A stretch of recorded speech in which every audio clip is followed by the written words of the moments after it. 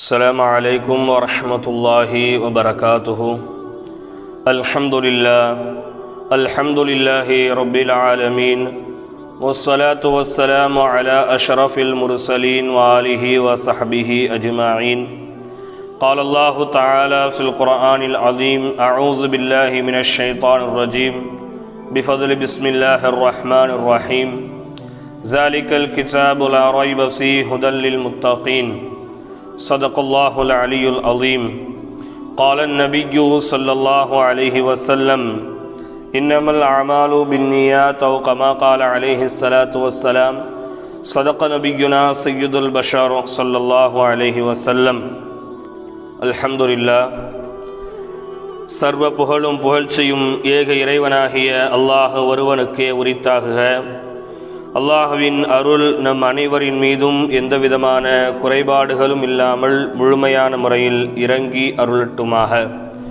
கணித்திற்குரிய அல்லாஹுவின் நல்லடியார்களே, நாம் இந்த உலகத்தில் வாழக்கூடிய சொற்ப காலங்களில் ஏராளமான பாவங்களை நாம் செய்து கொண்டிருக்கின்றோம்.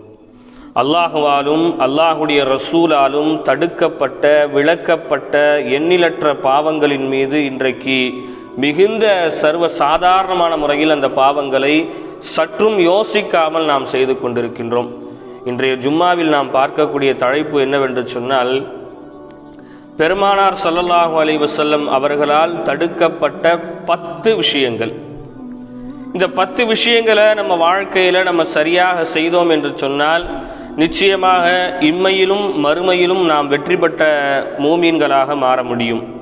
கணித்திற்குரிய அல்லாஹ்வின் நல்லடியார்களே, அல்லாஹ் குர்ஆனை பற்றி குர்ஆனிலே குறிப்பிடும் பொழுது, ஜாலிக்கல் கிதாபு லா ரைப ஃபீஹி ஹுதல் லில் முத்தகீன், இது அல்லாஹ்வுடைய வேதமாக இருக்கிறது, இதில் யாருக்கும் எந்தவிதமான சந்தேகமும் இல்லை. இந்த குர்ஆன் என்பது நேர்வழி ஹிதாயத்து காட்டக்கூடியதாக இருக்கிறது, முத்தகீன்களுக்கு நேர்வழி காட்டக்கூடியதாக இருக்கிறது என்று அல்லாஹ் குறிப்பிட்டு காமிக்கின்றான். நபிகள் நாயகம் ஸல்லல்லாஹு அலைஹி வஸல்லம் அவர்கள் எண்ணங்களை குறித்தே உங்களுடைய அனைத்து அமல்களும் அமைந்துள்ளது என்பதாக சொல்லி காமிக்கின்றார்கள். முஆத் இப்னு ஜபல் ரலியல்லாஹு தஆலா அன்ஹு அவர்கள் அறிவிக்கின்றார்கள், நபிகள் நாயகம் ஸல்லல்லாஹு அலைஹி வஸல்லம் அவர்கள் எனக்கு 10 விஷயங்களை கொண்டு உபதேசம் செய்தார்கள். عن معاذ بن جبل رضي الله تعالى عنه قال: أوصاني رسول الله صلى الله عليه وسلم بعشر كلمات. நபி ஸல்லல்லாஹு அலைஹி வஸல்லம் அவர்கள் 10 விஷயங்களை கொண்டு எனக்கு உபதேசம் செய்தார்கள். இந்த 10ஐ உங்களுடைய வாழ்க்கையில் நீங்கள் கட்டாயம் கடைபிடித்துக் கொள்ளுங்கள் என்று எனக்கு உபதேசம் செய்தார்கள். அதில் முதல் உபதேசமாக நபி ஸல்லல்லாஹு அலைஹி வஸல்லம் அவர்கள் சொல்லி காமித்தார்கள், قال لا تشرك بالله شيئا. நீ அல்லாஹ்விற்கு ஒருபோதும் நீங்கள் இணை வைக்காதீர்கள். நீங்கள் அல்லாஹ்விற்கு ஒருபோதும் இணை வைக்காதீர்கள். எதுவரை என்று சொன்னால், இன் குத்தில்த, நீங்கள் கொல்லப்பட்டாலும் அல்லாஹ்விற்கு இணை வைக்காதீர்கள். அவ் ஹுர்ரிக்த, உங்களை நெருப்பிலே வீசப்பட்டாலும் நீங்கள் அல்லாஹ்விற்கு இணை வைக்காதீர்கள்.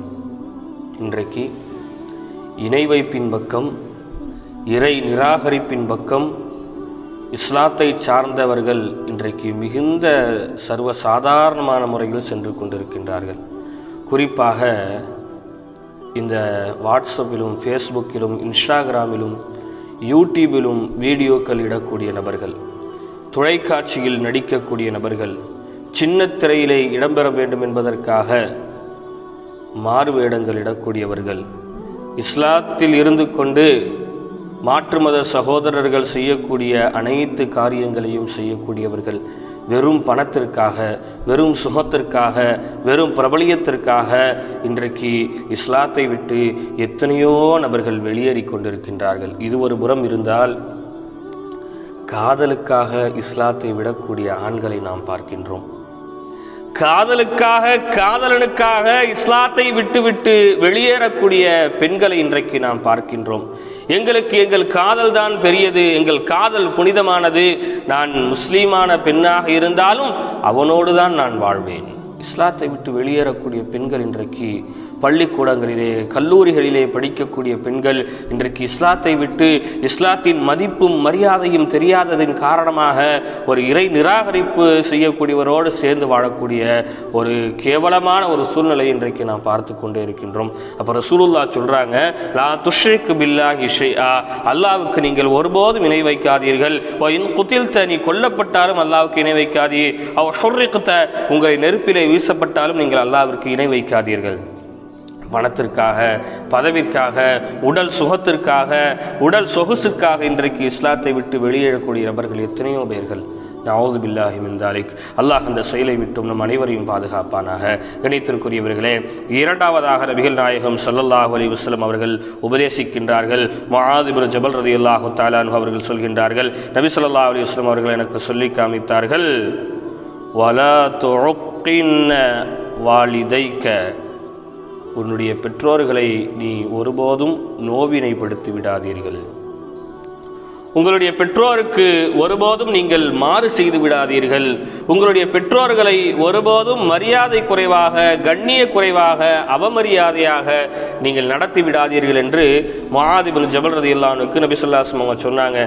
எதுவரையிலும் உங்களுடைய பெற்றோர்கள் மீது நீங்கள் பொறுமையாக இருக்க வேண்டும், எதுவரை உங்கள் பெற்றோர்களை நீங்கள் மதிக்க வேண்டும் என்பதை குறித்தும் நபி ஸல்லல்லாஹு அலைஹி வஸல்லம் அடுத்து பின்வரக்கூடிய வார்த்தைகளில் சொல்லி காமிப்பார்கள். வ இன் அமரக அன் தஹ்ருஜு மின் அஹ்லிக வ மாலிக,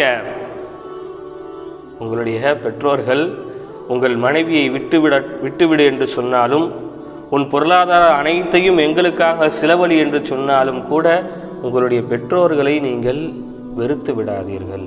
உங்களுடைய பெற்றோர்களை நீங்கள் அவமரியாதை செய்து விடாதீர்கள். உங்கள் பெற்றோர்களை நீங்கள் திட்டி விடாதீர்கள், ஏசி விடாதீர்கள், பழித்து விடாதீர்கள். அவர்கள் மத்தியில் கண்ணிய குறைவாக நீங்கள் நடந்து கொள்ளாதீர்கள் என்று நபிகள் நாயகம் ஸல்லல்லாஹு அலைஹி வஸல்லம் அவர்கள் சொல்லி காமிக்கின்றார்கள். ஆனால் இன்றைக்கு இருக்கக்கூடிய சூழ்நிலையில் பாருங்கள், எங்களுடைய சுய விருப்பம்தான் எல்லாம். பிள்ளைகள் சொல்லக்கூடியது படிப்பாக இருந்தாலும், என் வாழ்க்கையினுடைய துணையை தேர்ந்தெடுத்துக் கொள்வதாக இருந்தாலும், வேலைக்கு போவதாக இருந்தாலும், உணவு உட்கொள்வதாக இருந்தாலும், உடையாக இருந்தாலும், எதுவாக இருந்தாலும் என் விருப்பம்தான், என் விருப்பத்தின்படி தான் நான் நடந்து கொள்வேன். உன் விருப்பத்தின் பக்கத்திலோ நீ சொல்லக்கூடிய எதையுமே நான் கேட்கப் போவதில்லை என்று நொடி பொழுதும் இன்றைக்கு பெற்றோர்களை அவமரியாதை செய்யக்கூடிய ஒரு சமூகம், ஒரு தலைமுறை இன்றைக்கு உருவாகி கொண்டிருக்கிறது. நம் பிள்ளைகளுக்கு நாம் போதிக்க வேண்டும். பெருமானார் சொன்ன வார்த்தைகளை நம் பிள்ளைகளுக்கு நாம் அடிக்கடி சொல்லிக் கொடுக்க வேண்டும். இங்கே இருக்கக்கூடிய வாலிபர்களுக்கு நான் குறிப்பாக சொல்லிக் கொள்கின்றேன், நான் வேலைக்கு போகின்றேன், நான் சம்பாதிக்கின்றேன், நான் உனக்கு பணம் தருகின்றேன் என்று தயவு செய்து உங்களுடைய பெற்றோர்களை தெருக்களில் வைத்து நீங்கள் கேவலப்படுத்தாதீர்கள். உங்களுடைய பெற்றோர்களை வீதிகளில் வைத்து நீங்கள் கடுமையான சொற்களை கொண்டு ஏசாதீர்கள். உங்கள் பெற்றோருக்கு முன்னால் சப்தத்தை உயர்த்தி பேசாதீர்கள். இவ்வாறெல்லாம் செய்வது அல்லாஹ் ரசூலுக்கு பிடிக்காத காரியமாக, அல்லாஹ் ரசூல் தடுத்த காரியமாக இருக்கிறது. அப்போ ரெண்டாவது உபதேசம், உங்கள் பெற்றோருக்கு நீங்கள் மாறு செய்யாதீர்கள், உங்கள் பெற்றோர்களை நீங்கள் நோவினை செய்து விடாதீர்கள் என்று நபிகள் நாயகம் ஸல்லல்லாஹு அலைஹி வஸல்லம் அவர்கள் சொல்லி காமித்தார்கள். தொடர்ந்து 10 விஷயங்களை ரசூல் ஸல்லல்லாஹு அலைஹி வஸல்லம் அவங்க இதில் சொல்லிக்கிட்டே போகிறாங்க. முஆத் இப்னு ஜபல் ரலியல்லாஹு தஆலா அன்ஹு அவங்க சொல்லி காமிக்கின்றாங்க. அடுத்து மூன்றாவது விஷயமாக நபிகள் நாயகம் ஸல்லல்லாஹு அலைஹி வஸல்லம் அவங்க சொன்னாங்க, அருமை முஆத் இப்னு ஜபல் அவர்களே, வலா தத்ருக்கன்ன ஸலாத்தன் மக்தூபத்தன், கடமையாக்கப்பட்ட ஃபர்லாக்கப்பட்ட தொழுகையை நீங்கள் ஒருபோதும் கைவிட்டு விடாதீர்கள். சுப்ஹானல்லாஹ். உங்களுக்கு தங்கடமான சூழ்நிலைகள் இல்லாமல் வேணுமென்றே முத்தஅம்மிதன், வேணுமென்றே நீங்கள் தொழுகையை விட்டு விடாதீர்கள்.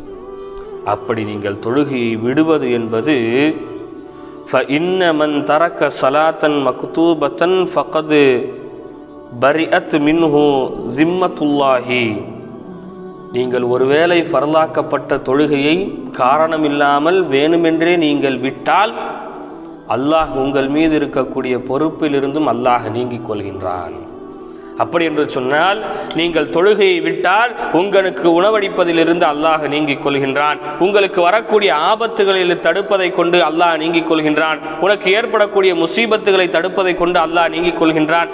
அல்லாஹினுடைய கருணையிலிருந்தும் அல்லாஹ்வின் பார்வையிலிருந்தும் நீங்கள் மறைந்து விடுவீர்கள் என்று நபி ஸல்லல்லாஹு அலைஹி வஸல்லம் அவர்கள் சொல்லி காமிக்கின்றார்கள். இன்னைக்கு கடமையாக்கப்பட்ட தொழுகையின் மீது நாம் எந்த அளவிற்கு கவனம் செலுத்துகின்றோம்? எத்தனை முறைகள் சொன்னாலும் சரி, தொழுகையினுடைய நேரங்களில் வீதிகளில் நிற்காதீர், தெருக்களில் நிற்காதீர், தொழுகையினுடைய நேரங்களில் நீங்கள் எந்த இடங்களிலும் நிற்காதீர்கள், பள்ளிக்கு வாருங்கள் என்று எத்தனை முறைகள் நாம் சொன்னாலும் கூட பரலான தொழுகையின் மீது இன்றைக்கு ரொம்ப கவனக்குறைவாக நாம் இருந்து கொள்கின்றோம். பெருமானார் ஸல்லல்லாஹு அலைஹி வஸல்லம் அவர்கள் 3வது உபதேசமாக சொன்னார்கள், நீங்கள் ஃபர்து தொழுகையை வேணுமென்றே ஒரு காலமும் விட்டுவிடாதீர்கள். அப்படி விட்டால் அல்லாஹ்வின் ரஹமத்தை விட்டு நீங்கள் தூரமாகி விட்டீர்கள். அல்லாஹ் காப்பாற்ற வேண்டும். அல்லாஹ்வின் ரஹமத் இல்லாமல் இந்த உலகத்தில் ஒரு நொடி பொழுது கூட நம்மளால் வாழ முடியாது. அவனின் கருணை இல்லாமல் நம் கண்களும் கூட சிமிட்டாது என்பதை நாம் விளங்கிக் கொள்ள வேண்டும். கண்ணியத்திற்குரிய அல்லாஹ்வின் நல்லடியார்களே, அடுத்து நபிகள் நாயகம் ஸல்லல்லாஹு அலைஹி வஸல்லம் அவர்கள் 4வதாக எனக்கு உபதேசம் செய்தார்கள், நீங்கள் ஒருபோதும் மது அருந்தாதீர்கள். ரசூலுல்லாஹ்வுடைய 4வது உபதேசம் என்ன? وَلَا تَشْرَبَنَّ خَمْرًا فَإِنَّهُ رَأْسُ كُلِّ فَاحِشَةٍ. நீங்கள் ஒருபோதும் மது அருந்தவே செய்யாதீர்கள். ஏனென்று சொன்னால் அதுதான் எல்லா பாவங்களுக்கும் தலைமையான பாவமாக இருக்கிறது. அதுதான் எல்லா பாவ செயல்களுக்கும் அடிப்படையாக அமைகிறது என்பதாக நபிகள் நாயகம் ஸல்லல்லாஹு அலைஹி வஸல்லம் அவர்கள் மதுவை கடுமையாக எச்சரித்தார்கள். ஆனால் இன்றைக்கு இன்பத்தில் இருந்தாலும் மது அருந்துபவர்கள் உண்டு, துன்பத்தில் இருந்தாலும் மது அருந்துபவர்கள் உண்டு, வாரத்தில் ஒரு முறை மது அருந்துபவர்கள் உண்டு, தினசரி மது அருந்துபவர்கள் உண்டு, மாதத்தில் ஒரு முறை மது அருந்துபவர்கள் உண்டு. தனக்கு என்ன நிகழ்ந்தாலும் மதுவை கொண்டு தன்னை மகிழ்ச்சியும் படுத்திக் கொள்கின்றார்கள், தன் துக்கத்தையும் வெளிப்படுத்திக் கொள்கின்றார்கள். நாயகம் ஸல்லல்லாஹு அலைஹி வஸல்லம் அவர்கள் சொன்னார்கள், நீங்கள் மது அருந்துவதின் காரணமாகத்தான் எல்லா பாவங்களும் பிறக்கின்றது. நம்ம நினைக்கிறோம் என்னுடைய சம்பாத்தியம், என்னுடைய உடல், எனக்கு தேவை இருக்கிறது, நான் செய்கின்றேன் என்று. மது அருந்துவதின் காரணமாக எத்தனை குடும்பங்கள் இன்றைக்கு பிளவுபட்டு சின்ன பின்னமாகி, வீட்டில் இருக்கக்கூடிய பெண்கள் எத்தனை நபர்கள் இன்றைக்கு தலாக்கு கேட்டுக்கொண்டும் வேறு திருமணத்திற்கு தயாராகி கொண்டும், எத்தனை பிள்ளைகள் இன்றைக்கு அநாத ஆசிரமங்களில் சேர்க்கப்பட்டும் இன்றைக்கு எத்தனை தாய்மார்களுடைய வயிற்றெரிச்சல், எத்தனை தாய்மார்களுடைய கண்ணீருக்கு ஆளாகின்றோம் என்பதை நாம் விளங்க வேண்டும். எனவே ஒரு காலமும் மது அருந்தாதீங்க. உடல் வலிமையாக இருக்குது, உடல் வலியாக இருக்குது, மேலே சோர்வாக இருக்குது, என்ன அவன் அப்படி பேசிட்டான், என்ன இவன் இப்படி பேசிட்டான், மனசுக்கு ரொம்ப கஷ்டமாக இருக்குது, அதனால தான் நான் இன்றைக்கி இந்த மாதிரி பண்ணிட்டேன், இனிமேல் என் வாழ்க்கையில் பண்ண மாட்டேன்னு சொல்லி பிறரை காரணம் காமித்து நீங்கள் ஒருபோதும் மது அருந்தவே செய்யாதீர்கள். அப்படி மது அருந்தினீர்கள் என்றால் நீங்கள் எல்லா பாவத்தையும் செய்து விடுவீர்கள் என்று நபிகள் நாயகம் ஸல்லல்லாஹு அலைஹி வஸல்லம் அவர்கள் சொல்லி காமிக்கின்றார்கள். அடுத்து 5வது விஷயமாக நபிகள் நாயகம் ஸல்லல்லாஹு அலைஹி வஸல்லம் அவர்கள் முஆத் இப்னு ஜபல் ரலியல்லாஹு தஆலா அன்ஹு அவர்களுக்கு உபதேசம் செய்கின்றார்கள், நீங்கள் அல்லாஹ்விற்கு ஒருபோதும் மாறு செய்யாதீர்கள். நீங்கள் அல்லாஹ்விற்கு ஒருபோதும் மாறு செய்யாதீர்கள். அப்படி நீங்கள் அல்லாஹ்விற்கு மாறு செய்தீர்கள் என்று சொன்னால் அல்லாஹ்வினுடைய கோபம் உங்கள் மீது ஏற்படுகிறது என்பதாக நபிகள் நாயகம் ஸல்லல்லாஹு அலைஹி வஸல்லம் அவர்கள் சொல்லி காமித்தார்கள். அல்லாஹ்வுக்கு மாறு செய்கிறதுன்னு சொன்னால் அல்லாஹ் சொன்ன சின்ன சின்ன விஷயங்கள்லேருந்து பெரிய பெரிய விஷயங்கள் வரையிலும் அல்லாஹ்விற்கு கட்டுப்பட்டு நடப்பது. அந்த சின்ன விஷயத்தை கூட நம்ம செய்யாமட்டோம்னா அதுவும் அல்லாஹ்வுக்கு மாறு செய்வது தான். உலகத்தில் சின்ன பாவம் தானே, சின்ன விஷயம் தானே நம்ம நினைக்கிறோம். அல்லாஹ் குர்ஆனில் சொல்லும்போது ஃபமை யஅமல் மிஸ்கால தர்ரத்தின் கைரன் யரா ஃபமை யஅமல் மிஸ்கால தர்ரத்தின் ஷர்ரன் யரா. நீங்கள் செய்யக்கூடிய கடுகளவு நன்மைக்கும் அல்லாஹ்விடத்தில் கூலி உண்டு, நீங்கள் செய்யக்கூடிய கடுகளவு பாவத்திற்கும் அல்லாஹ்விடத்தில் தண்டனை உண்டு என்று அல்லாஹ் வன்மையாக எச்சரித்து காமிக்கின்றான். அப்போ நீங்கள் நொடி பொழுதும் உங்களுடைய வாழ்க்கையில் இருக்கக்கூடிய எல்லா செயல்களிலும் நீங்கள் அல்லாஹ்விற்கு கட்டுப்பட்டு நடங்கள். இதை அல்லாஹ் இப்படி செய்ய சொல்லியிருக்கானா, இல்லை அல்லாஹ் இப்படி பேச சொல்லியிருக்கானா, அல்லாஹ் இப்படி பார்க்க சொல்லியிருக்கானா, அல்லாஹ் இப்படி சாப்பிட சொல்லியிருக்கானா, அல்லாஹ் இப்படி உட்கார சொல்லியிருக்கானா, அல்லாஹ் இப்படி நடக்க சொல்லியிருக்கானா, அல்லாஹ் இப்படி தூங்க சொல்லியிருக்கானா, அல்லாஹ் எதை சொன்னானோ அதை மட்டும் நீங்கள் செய்யுங்கள். ஒருபோதும் அல்லாஹ்விற்கு நீங்கள் மாறு செய்யாதீர்கள் என்பதாக நபிகள் நாயகம் ஸல்லல்லாஹு அலைஹி வஸல்லம் அவர்கள் சொல்லி காமித்தார்கள். அடுத்து முஆத் இப்னு ஜபல் ரலியல்லாஹு அன்ஹுக்கு 6வது விஷயமாக நபிகள் நாயகம் ஸல்லல்லாஹு அலைஹி வஸல்லம் அவங்க சொல்லி காமிக்கின்றார்கள், நீங்கள் போரிலே கலந்து கொண்டு உங்கள் போரில் இருக்கக்கூடிய எல்லா படை வீரர்களும் ஷஹீதாகிவிட்டாலும் மரணமடைந்து விட்டாலும் நீங்கள் ஒருபோதும் போரிலிருந்து புறமுதுகு காமித்து நீங்கள் ஓடி விடாதீர்கள். புறமுக காமித்து நீங்கள் ஓடிடாதீங்க. நீங்கள் போரில் கலந்து கொண்டீங்கன்னா கடைசி வரையிலும் போர் வெற்றி பெற்றாலும் தோல்வி பெற்றாலும் நீங்கள் ஷஹீதானாலும் கடைசி வரையிலும் அந்த போர்க்களத்திலே நீங்கள் நின்று கொண்டே இருங்கள் என்பதாக நபிகள் நாயகம் ஸல்லல்லாஹு அலைஹி வஸல்லம் அவர்கள் 6வது உபதேசமாக முஆத் இப்னு ஜபல் ரலியல்லாஹு தஆலா அன்ஹு அவர்களுக்கு உபதேசிக்கின்றார்கள். அடுத்து 7வது விஷயமாக நபி ஸல்லல்லாஹு அலைஹி வஸல்லம் அவர்கள் சொல்லி காமித்தார்கள், யாராவது ஒரு மனிதருக்கு கால்ரா நோயோ அல்லது ஏதாவது தொற்று நோய் வந்திருக்குன்ட்டு எங்கேயாவது ஒரு ஊரில் நீங்கள் கேள்விப்பட்டீங்கன்னு சொன்னால் அந்த தொற்று நோயை பார்த்து நீங்கள் பயந்து விரண்டு ஓடாதீங்க. ஏன்னா இஸ்லாத்தில் தொற்று நோய் என்று ஒன்று கிடையவே கிடையாது என்பதாக நபிகள் நாயகம் ஸல்லல்லாஹு அலைஹி வஸல்லம் அவர்கள் சொல்லி காமித்தார்கள். அடுத்து 8வது விஷயமாக சொல்லி காமித்தார்கள், ஆண்கள் ரொம்ப கவனத்தோடு இந்த 8வது விஷயத்தை நீங்கள் கேட்கணும். உங்களுடைய குடும்பத்திற்கு நீங்கள் முடிந்தவரை தாராளமாக செலவு செய்யுங்கள். இன்னைக்கு என்ன ஆயிடுச்சு பாருங்க, நண்பர்களுக்கு தாராளமாக செலவு செய்கிறோம், நம்மளோடு வேலை பார்க்கக்கூடியவர்களுக்கு தாராளமாக செலவு செய்கிறோம், நம்ம கூட பழகிறவங்களுக்கு தாராளமாக செலவு செய்கிறோம், ஒரு ஆள் புதிதாக அறிமுகமானார்னா அவருக்கு தாராளமாக செலவு செய்கிறோம். ஆனால் நம்மளுடைய பிள்ளைகளுக்கு, நம்மையே நம்பி இருக்கக்கூடிய நம் மனைவிக்கு நாம் இன்னைக்கு செலவு செய்கிறோமா? தாராளமான முறையில் நம்ம வாங்கி கொடுக்குறோமா? நம்ம விரும்பி சாப்பிடக்கூடியதெல்லாம் நம்ம மனைவி மக்களுக்கு நம்ம விரும்பி கொடுக்குறோமான்னு கேட்டால் நிச்சயமாக இல்லை. நம் வாழ்க்கையில் நம்ம மட்டும் சந்தோஷமாக இருக்கணும், நம்ம மட்டும் வெளியே போகிறோம், நம்ம மட்டும் எல்லாத்தையும் செய்கிறோம். அப்போ உங்களுடைய மனைவிமார்களுக்கு, உங்களுடைய குடும்பத்தாருக்கு நீங்கள் முடிந்த அளவுக்கு தாராளமான முறையில் நீங்கள் செலவு செய்யுங்கள் என்பதாக நபிகள் நாயகம் ஸல்லல்லாஹு அலைஹி வஸல்லம் அவர்கள் சொல்லி காமித்தார்கள்.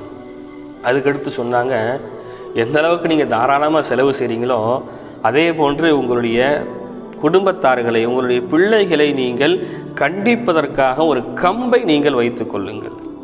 ஒரு கம்பை நீங்கள் வைத்துக் கொள்ளுங்கள். அந்த கம்பை உங்கள் வீட்டிலேருந்து நீங்கள் எக்காரணத்து கொண்டும் அகற்றி விடாதீர்கள் என்பதாக நபிகள் நாயகம் ஸல்லல்லாஹு அலைஹி வஸல்லம் சொல்லி காமிச்சாங்க. அப்போ நம்ம குடும்பத்திற்கு செலவும் செய்ய வேண்டும், நம் குடும்பத்தார்களை நாம் தான் பாதுகாத்து கொள்ள வேண்டும்.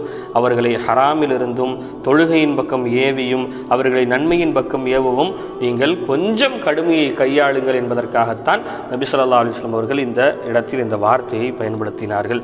அதுக்கடுத்து நபி ஸல்லல்லாஹு அலைஹி வஸல்லம் அவர்கள் 10வது விஷயமாக சொன்னார்கள், உங்களுடைய குடும்பத்தாருக்கு சதாவும் நீங்கள் அல்லாஹ்வை பற்றி அச்சமூட்டி எச்சரிக்கை செய்து கொண்டே இருங்கள் என்பதாக 10 விஷயங்களை கொண்டு நபி ஸல்லல்லாஹு அலைஹி வஸல்லம் அவர்கள் உபதேசம் செய்தார்கள்.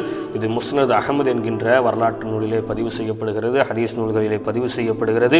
இந்த 10 விஷயங்களை நம்ம வாழ்க்கையில் நம்ம கடைபிடித்தோம் என்று சொன்னால் நிச்சயமாக இம்மையிலும் மறுமையிலும் வெற்றி பெற்றவர்களாக, குடும்பத்தோடு சொர்க்கம் செல்லக்கூடியவர்களாக அல்லாஹ் நம் அனைவரையும் ஆக்கி அருள்வான் என்பதில் எவ்வித சந்தேகமும் இல்லை என்பதை விளங்கி வாழக்கூடிய காலங்கள் முழுவதும் அல்லாஹ் ரசூலுக்கு கட்டுப்பட்டு வாழக்கூடிய நன்மக்களாக அல்லாஹ் ரப்பல் ஆலமீன் நம் அனைவரையும் ஆக்கி அருள் புரிவானாக. அஸ்ஸலாமு அலைக்கும் வரஹ்மத்துல்லாஹி வபரகாத்துஹு.